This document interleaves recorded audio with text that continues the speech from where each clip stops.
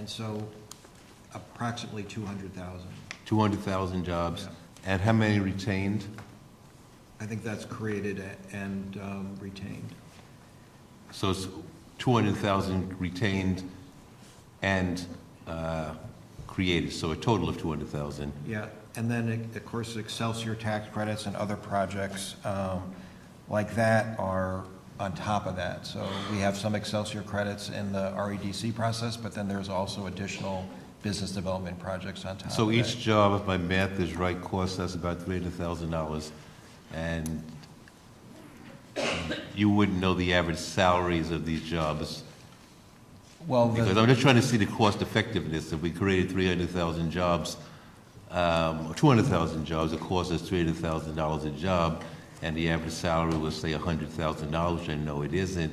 The tax on that is $7,000, so it would take us maybe 40 years to break even. That was my point. The REDCs are the collection of all state agencies. It's every state agency. It's housing and community renewal. I understand that. It's the Department of State. It's, it's not just ESD. It's very broad. So we're trying to take all these projects through a lens that advances a strategic vision for the region. Not every one of those projects is HCR is not really as focused on job creation, I would say. So we're taking CFAs from every state agency. We're talking about 4,000 projects, but they're not ESD projects. By and large, the vast majority are not ESD projects. They're state agency projects. And the, well, I'm not, I Love New York campaign, or we're spending around $60 million in advertising. The real question is, why do we do so much intrastate advertising? I mean, I see more commercial. I live in Westchester County. I see more commercials that visit Manhattan, and I know you pay for eyes, and I know part of that market is New Jersey and Connecticut, sure, and the surrounding areas. But even up here, I guess we can consider this upstate New York. I see visit Howe Caverns and things, and yeah, there are not too many people that don't know Howe Caverns exist that are up here. And my question just is, could that money be better spent in California and maybe getting some of the crazies from Iowa, to come to New York and see how real people live? I mean, we have I couldn't say enough good things about our tourism group and the tourism economy here in New York. I know our tourism is going great, but I'm just saying, could our money be better spent out of state? We have a huge number of tourists coming to New York right now. Right. And we're advertising to New Yorkers to what you can do across the state, and we're advertising to folks outside of New York. And New York is the #1 destination for international travelers, and we have hundreds of millions of visitations a year, and the tourism economy is growing incredibly rapidly, of now $100 billion economic impact. So I take my hat off to our tourism group for the way they've been marketing tourism in the state. We continue to grow jobs at well over 5% a year. We are far exceeding the metrics of any other state in terms of its tourism growth. I think we're doing a fabulous job on promoting tourism. I think it's a great return for the investment. New York State, it's really our 4th leading employment sector. Tourism is extraordinary business for New York. And if you think about the assets we have in the state, from outdoor adventure tourism to cultural tourism and everything in between, it makes sense that we would spend mightily on tourism. And we've grown that industry in ways that I think are extremely impressive. I think we're the envy of most states in terms of how our tourism economy is doing. I don't disagree with any of that. My question, though, is could we increase that even more if we advertise more out of state, to get out of state people to come to New York rather than to convince New Yorkers to stay in New York and see New York? That was my question. I know I have no problems with our tourism industry. I know it's going maybe fantastically. Potentially, but we do spend a lot of money. I mean, I have to, again, I got a team of people at ESD, I think, who do a great job, and our marketing folks and our tourism folks are top notch. And so finding that balance between, where do we spend? We don't want folks going to Pennsylvania for vacation, or Ohio, or Connecticut, we want to remind people, it's like any business, you have to have top-of-mind awareness and, remind people of the things there are to do. And of course, there's more and more to do in New York all the time. So I think we want to remind people, hey, you're thinking about a vacation getaway, don't forget we have this here in New York State. Or maybe you haven't been thinking about Makes a vacation, sense. Okay.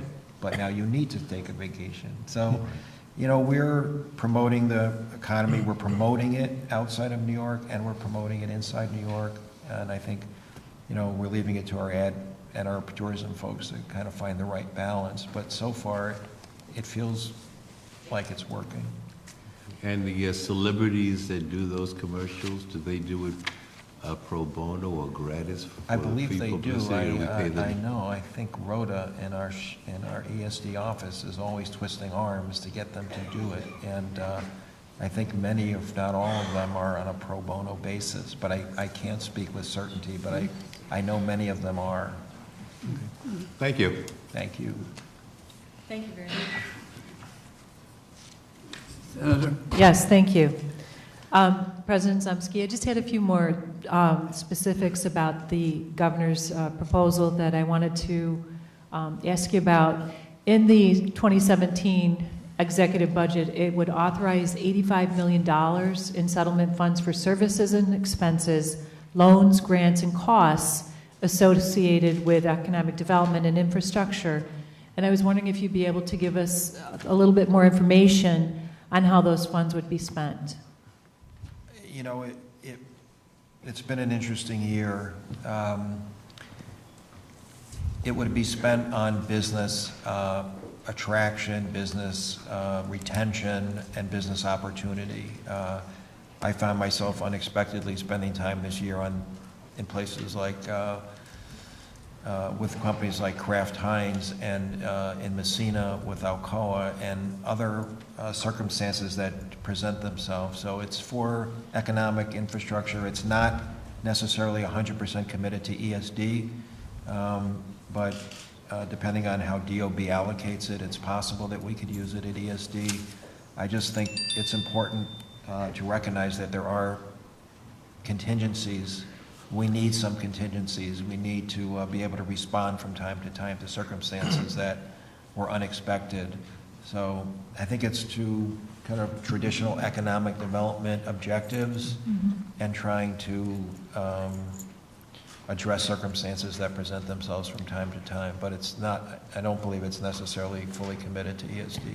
Okay, I see. So it's more of a contingency fund, and it's there. It's not programmed right now, but it's there to be responsive to economic development needs that may arise or other needs. Is that basically it? I think that's a fair way to characterize it. Okay, thank you, President. I had a couple other questions. Wanted to talk about the MWBE program, and I was wondering how many MWBE applications do you receive in a year? Could you roughly give us a figure? Thousands. Thousands? Yes, Okay. literally thousands. We Literally receive thousands? many hundreds a month. And what is the usual time frame for approving an MWBE application? The accurate answer is it depends, and it depends in a sense on the back and forth. There's an application process. We need a lot of information. Sometimes we get the information quickly. Sometimes the back and forth is slower. The time we get all the information that's required, it's about 90 days. About 90 days? But there is a variety there, and this is a program that has grown tremendously. I have to say, again, to Lourdes and her group, this has been amazing to see. I think we have 1,000 new certified firms in the past year, 3,500 in the last few years. And as the goals increase and as our marketing of the program increases, the interest in the program increases. And we're also doing a better job streamlining the process, putting significant parts of the process online. We're doing a better job connecting MWBEs with state opportunities. So we have streamlined it. The state procedures have helped us streamline it. but it is a tsunami of applications that come in, and we've now have 8 more people this year than we did last year, and I think they're doing a great job working hard to keep up with it. Thank you for that. And I was wondering about how many roughly would be rejected also, and what are the primary reasons why an application may be rejected? I think about, I can't remember, about half are rejected. It might be somewhere between 40 and 60%. There are a number of potential reasons, and again, we have to, there's a lot of reasons why there's tight controls on MWBE. It might be issues of control in terms of, you know, you have to have not just showing on paper that you're an owner, but you also have to show that you control the business, that you have voting control, not just ownership control. And so there are people. So maybe not fulfilling the requirements of the program in order to qualify, is what you're saying, yes? Exactly. Okay. And do you have any kind of data or information on how the funding is being utilized, on the effectiveness of the program? Is there any kind of report out there that we could look to? Because I think that the legislature would be very interested in having some kind of report or information on it. Yes. We, I think, have amazing, and I do believe we report on it, we do have amazing utilization. It's now up to, I think, almost, our MWBE, the governor's MWBE goals are 30%. I believe we've been at around 23% most recently. So that has grown considerably.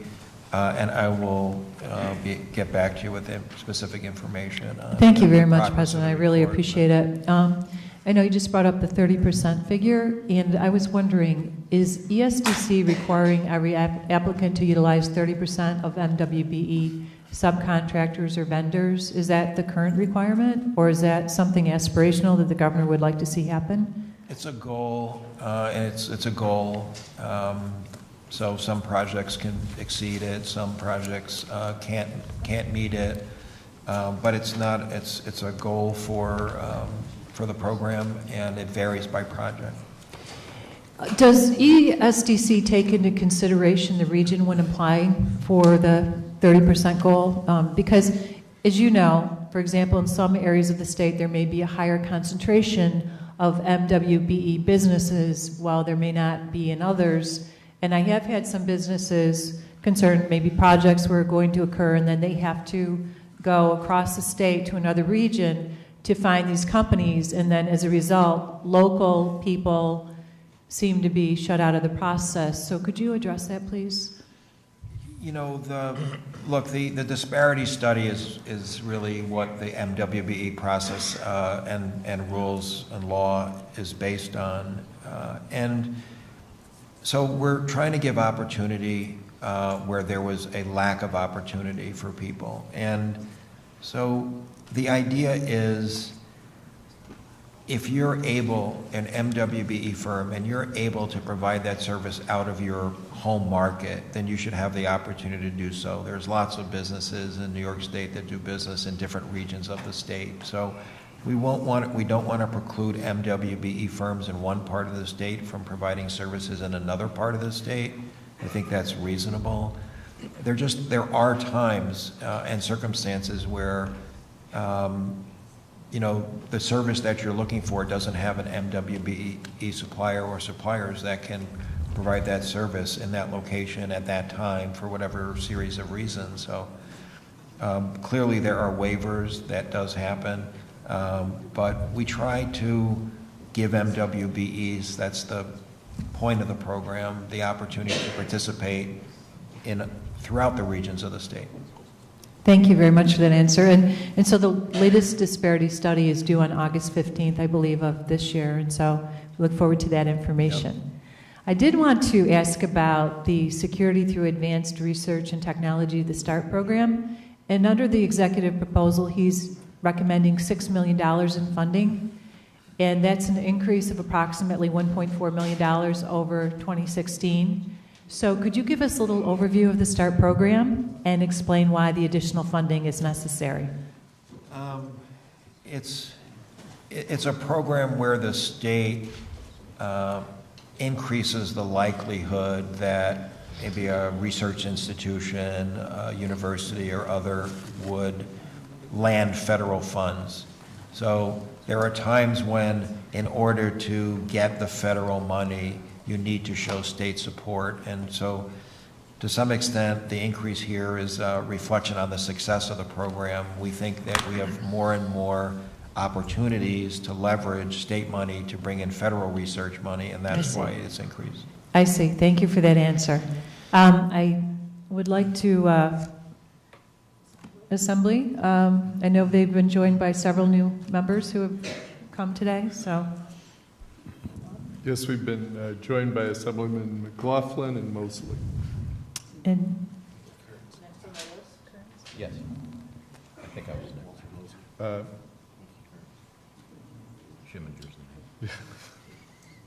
Mr. Schimminger, would you like to ask some questions? Unlike my previous questions where I had the opportunity to present a Buffalo News article, hold it up, I don't have such an article here. But I do have somebody we both know, Ben Rand, who runs a program in Western New York called Insight Consulting, which is one of the 10 technology development organizations that exist and have existed for a long, long time across New York State. They're funded by the state. They've seen cuts, and I dug around since the past fall encounter we had about this, and it seemed as though there's a new entity that has been inserted into the funding mix called Fuse Hub. Fuse Hub is drawing a great deal of money away from the program, resulting in cuts to entities in the TDO program like Insight Consulting. So we're getting complaints, and as recently as yesterday, I got a letter, I have a prop, from the Brooklyn borough president. You're familiar with Brooklyn? Brooklyn. Born there. Born there, you're born there. Yeah. Your home borough I am. president, Eric Adams, complaining about a cut to the ITAC entity, ITAC TDO down in New York City.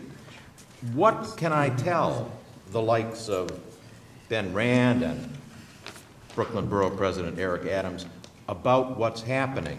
These long-standing technology development organizations, which assist small and medium-sized businesses, proven track record, are seeing reduced funding. What can we tell them? Yeah, by and large, we do work with the National Institute of Manufacturing Technology, and we do follow guidelines. ESD is awarded this contract from the federal government on behalf of the state of New York. There is a competitive process, and all of these things, so many of them, whether it's the CATs or the MEPs, there are competitive forces at work, and there is peer review, and we are following guidelines. And yes, we've put in what we call Fuse Hub, which has really had a very modest impact on these budgets for these different MEPs. But the point is that I think we are bringing resources to bear for the companies that are being serviced by them. And I would, all I can say is we're following guidelines. We're trying to do the best that we can to help support the manufacturing community through these organizations. It is a competitive process. Not everybody gets the same amount of money all the time. Some MEPs lose their designations. So it's a dynamic, it's somewhat competitive, but we are focused on providing the service, and I think the Fuse Hub brings a lot of expertise from around the state in different specialty areas to bear on behalf of every manufacturer or every potential client. So there is some method to the madness in terms of bringing specialty areas to bear throughout the state. I'll let them know of your expression of concern. One point, however, you referenced a modest reduction in funding. In Brooklyn, New York City, the ITAC program says that it has experienced a 54% cut in funding. That's perhaps comparable to the others. And they're, I hear you. understood. Go ahead, Bob. Done. Thank you. Thank you. Senator Krueger. Thank you. We'll try to make this a little more lightning round if you can get the answers more quickly. Oh, Okay? So, in answer to a previous assembly member, you talked about 200,000 jobs created and retained. In 2013, ESDC reported you had programs that helped retain 12,355 jobs, and reported that 2,424 other jobs were created with your assistance. How did we leap to 200,000 the year later? And if it's because it's all the other programs in the state of New York, where would I find that master list? Sorry. It's the REDC process from its inception, so. Since its some inception. years, yeah, for some. And so there's a master list I could, and others can go to somewhere that adds up to 200,000? I mean, obviously, $200,000 is an estimate, and I believe that's, jobs, direct jobs, indirect jobs, but, yeah, we can You provide a could pull that, rationale. I would appreciate getting that, I think we all Sure. would. Thank you. Then also, in 2014, ESDC, which is a financing vehicle for debt as well as a distributor of money, its outstanding debt totaled more than $10.7 billion for a fiscal year that ended 2014, which was a 20% increase over 2013. What is the outstanding debt for fiscal year ending March 2015? I will This have is to get you report- I'll have to get you the detail on that. Okay, so you don't know that. I'd like to know that also. Thank you. Yeah. Following up on well, it's not just Buffalo, although it was the discussion of the Buffalo billion that triggered this. So we apparently are moving ESDC responsibilities and distribution decisions for hundreds of millions of dollars of public funds from your agency to not-for-profit business groups such as somebody called Fort Schuyler Fuller Road. How does that work, and why does ESDC need to move this out of yourselves to someone else? I'm sorry, what was the specific example? Hundreds of millions of dollars of public funds have been distributed through ESDC to groups such as Fort Schuyler Fuller Road Development Corporation, and then they are the ones who make the decisions on how that money's distributed. Why aren't you solely responsible for these funds? DOB, in our budget, ESD is delegated those funds, and they're, through the ESD, they're intended to go to the specific. Okay, could you move closer? I use. can't hear you, I'm sorry. Oh, sorry. Yeah, ESD gets the funds, but they're, like in this year's budget, there's some funds that are designated for CNSE projects that will come through ESD.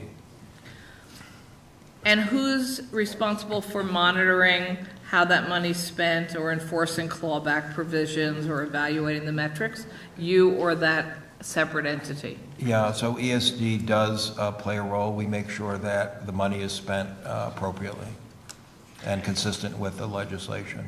And does the Controller's Office have the same authority to audit the deals done by outside not-for-profits as opposed to when they can audit ESDC directly? I am not clear on what the difference might be for the Comptroller's Office. Okay. And does it concern you that you're taking public money, you're moving it into a not-for-profit entity, which turns out to be a subsidiary of a SUNY college? There's many levels here that are very different than a normal ESDC historical deal. Do you know what triggered this significant change in policy? I'm not aware of it being a significant change in policy. I've been here for a year, and I'm not at all aware of it being a change in policy. Can you name other projects where you subcontract the money and the responsibility outside of ESDC to other entities like this? Well, we subcontract money to community development financial institutions. We have tourism partners. We are funding a number of different institutions and entities that are helping to provide services and helping us reach our goal. And those are mostly consultants who work with your agency, or you actually say, here's our $1 billion, you'll do it and you'll let us know how it goes? They are applying for money in exchange for services, and they're being awarded money in exchange for those services. I'm just checking time. Okay. So, because this is many layered, and it's becoming more confusing, at least to me, what are your rules about law firms and lobbyists working both for a business trying to get the subsidy and perhaps the not-for-profit who's the middleman for you, or even working as a lawyer or lobbyist for a public authority and also for the business attempting to get a subsidy? Do you have policies in ESDC about that? Well, we have conflicted interest policies that our legal department follows in all cases. So you believe that wouldn't be allowed under your policies? I believe, speaking for ESD, that we would make sure that there weren't conflicts as it related to our hiring of any, law firms. I'm up again. I'm timed up again. Thank you very much. Do you have any other speakers? No, they were finished. Okay. All right, well, thank you, President. Thank you so much for being here today. We truly appreciate it. Look forward to working with you in the future. Great, thank you so much. Thank you. Well, goodbye. Our next speaker is Ken Pokalski, Vice President of Government Affairs at the Business Council of New York State Incorporated.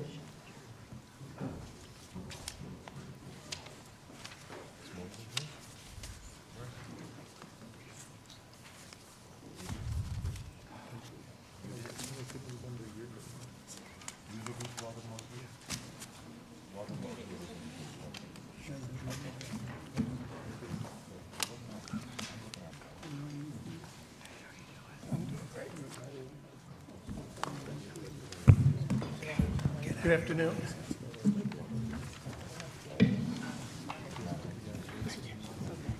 Ready to go? Thank you. Ready to go. Okay. Well, I appreciate the opportunity to be here on behalf of the Business Council, and our 2,400 member companies across the state. We've submitted pretty detailed commentary on the executive budget, both on economic development programs and proposals in the executive budget that impact the state's economic climate for the good or for the better or for worse. So I'd like to give a quick overview of the highlights and then be happy to answer any questions that you might have. First and foremost, we are major supporters of the fiscal discipline approach that we've taken over the past 5 years. This would be the sixth budget that provides a fairly low growth increase in state spending. And that's allowed the state to do things like tax reform and accommodate spending on priorities. We look around at our sister states where we see a number of states in significant fiscal straits, looking at new tax revenues, new tax proposals, and we're in far better fiscal shape than many. This has allowed us to do things that have been positive developments in the state's economic development climate, like corporate tax reform, real property tax cap, which has produced significant tax constraints for private sector as well. Recharge New York, there's a $100 million assistance on energy for energy-intensive business across the state and others. So these are good things that we've done, and we think the budget's framework is a positive one. On the other hand, though, there's a proposal in the budget that might be the largest single business cost ever considered by the New York State Legislature, and that's a minimum wage increase that fully implemented by 2021 would be a $15.7 billion hit on employers. And regardless of how, and how good intentioned it is, we think it'll have a significant adverse impact on jobs, particularly in upstate New York, where you see regional economies that are still trying to recover jobs lost in the 2009 recession.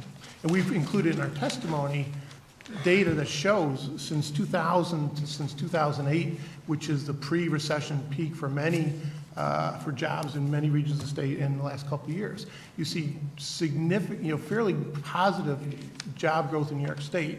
A lot of that's concentrated in New York City and upstate. Once you get out of the major urban areas, you see basically flatline or negative job growth. So imposing significant new costs on employers, whether it's minimum wage or the compliance burdens of paid leave, we think is the wrong strategy, is going to have adverse impact. Now, there's a number of provisions in the budget that we support. Other people in this morning's hearing and earlier today have talked about the small business tax cut. We think this is a logical next step of what the state has done over the last several legislative sessions. 2014 was corporate tax reform. 2015 was bringing New York City's business taxes into line with the states, and now we're looking at a $300 million small business-oriented tax reduction. We think the structure in the executive budget makes a lot of sense. We frankly think it should be made larger and more inclusive of small businesses, say up to small businesses with net income up to $500 million. We think it's the right approach. In our budget, we also outline a number of technical amendments to the corporate franchise tax reforms adopted in 2014.